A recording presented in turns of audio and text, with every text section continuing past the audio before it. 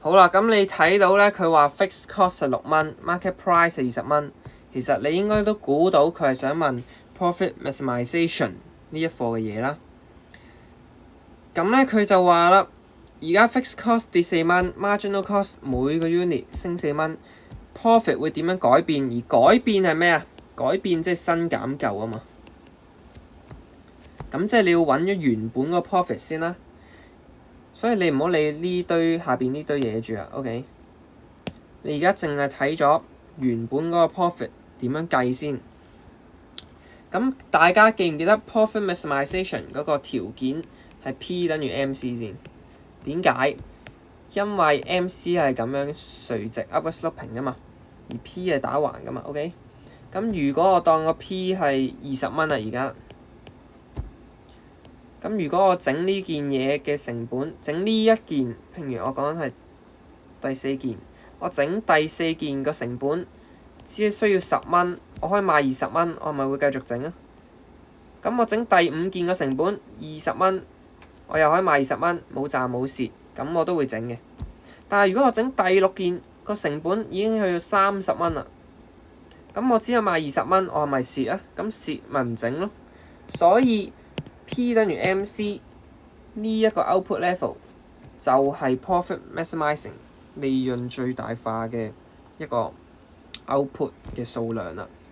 咁我哋而家首先就揾咗呢一個圖表嘅 MC 先啦 ，OK？MC 點揾啊 ？MC 咪係嗱，首先零個 output 即係唔整嘢 ，variable cost 應該係零嘅 ，OK？ 咁 MC 就係你整多一個 output， 你要俾多幾多成本啊嘛？咁我而家由0個 output 整去到1個 output， 係咪整多咗一個 output 啊？整多一個 output， 我俾多咗4蚊，由0蚊變咗4蚊。OK， 所以我 MC 就係4啊。而我由1去到2，整多咗一個 output， 我由俾4蚊變咗俾12蚊，即係俾多咗8蚊。整多一個 output， 我由俾12蚊變咗俾24蚊，即係俾多咗12蚊。OK， 如此類推，咁我哋就揾到佢哋嘅 MC 係幾多？咁揾到佢哋嘅 MC 係幾多有咩用咧？就可以揾到佢哋嘅 P 等於 MC 咯。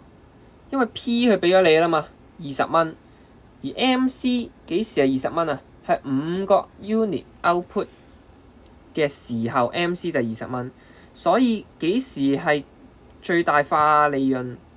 就係5個 unit 嘅時候。咁我哋畫個圖就會容易啲諗啦。OK， 而家個 price 係20蚊。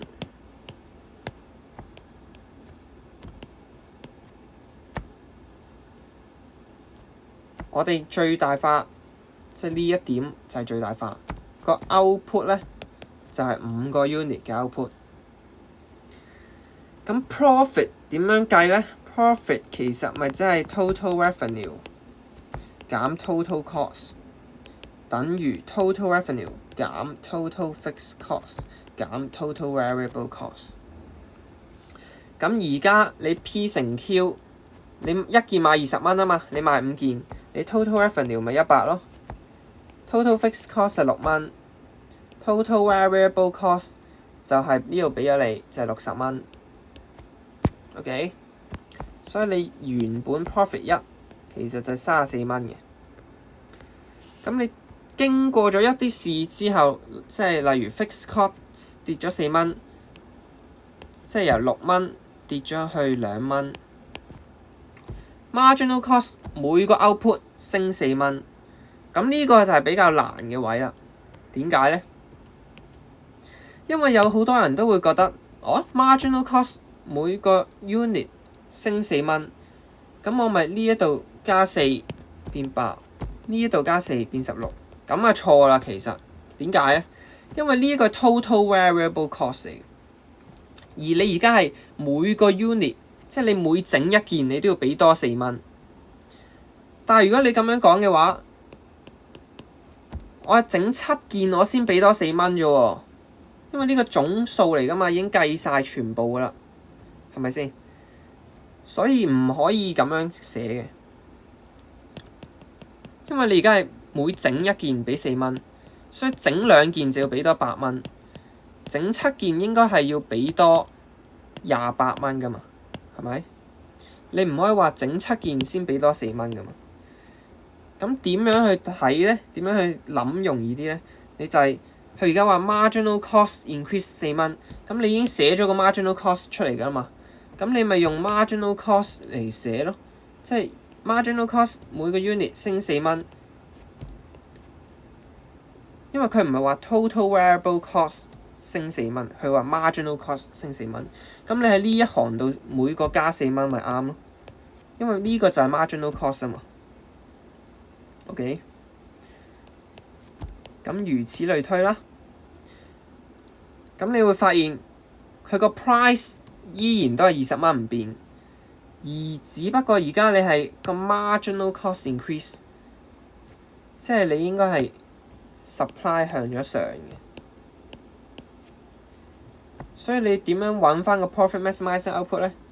你 price 唔變 ，MC 升，個 Q 應該係跌咗嘅，所以唔使睇噶啦，5、6、7嗰度。你見到而家 P 對 MC 而家20蚊係4個 output，所以應該由5個 output 跌咗去4個 output 啦。P 等於 MC 啦，而家4個 output 嘅時候就 OK， 咁你就諗到啦 ，profit 2喎 ，total revenue 就係80啦，20乘4減 total fixed cost 係2蚊啦，因為6蚊減4蚊啊嘛。好啦，咁 total variable cost 點揾咧？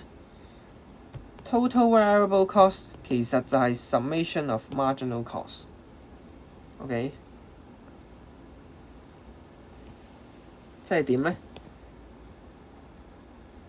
嗱，呢條 MC 嘅底下，即係呢條 supply curve 嘅下邊呢一度啦，就係 marginal cost 啊嘛。咁而家個 Q 喺呢度，所以我淨係睇呢一度嘅 marginal cost 啊。呢一啲就係 marginal cost 啊。咁我加晒呢一度嘅 marginal cost 就係 total variable cost。Summation of marginal cost 就係 total variable cost。點解？其實你啱啱由 total variable cost 計去 marginal cost 都係咁計嘅啫。所以你而家又係由 MC 變翻 total variable cost 就係點計咧 ？OK， 咁你0個 output， 你 variable cost 都係0㗎啦。咁你而家1個 output， 你由0個 output 整到1個 output， 你俾多咗8蚊喎。咁係咪應該8蚊啊？呢度？咁你由1個 output 整多1個 output 變咗2 output， 你由 output 1個 unit 嘅時候整多1個 unit 變做2個 unit 嘅時候，你個 marginal cost 係12蚊啊嘛，所以即係應該係12加8就係20啦。然之後你而家整多1個 unit， 你個 marginal cost 係16蚊，咁你個 total variable cost 應該就係20加16，即係36啦。OK， 然之後呢一個就應該係56啦。咁你都會睇到咁樣係啱，點解？因為佢每個 output 升4蚊啊嘛。咁你整多一個 output， 由4變咗8，整2個 output 應該係貴咗8蚊噶嘛，所以由12變咗20。整3個 output 應該係貴咗12蚊噶嘛，所以就係由24變咗36。OK， 所以你會 check 到你係啱嘅。所以而家個 total variable cost 就係56啦。所以個 profit 而家就係22啦。56、7、6、7啊，係啊，22。所以就係 decrease by 12咯，所以答案就係 C。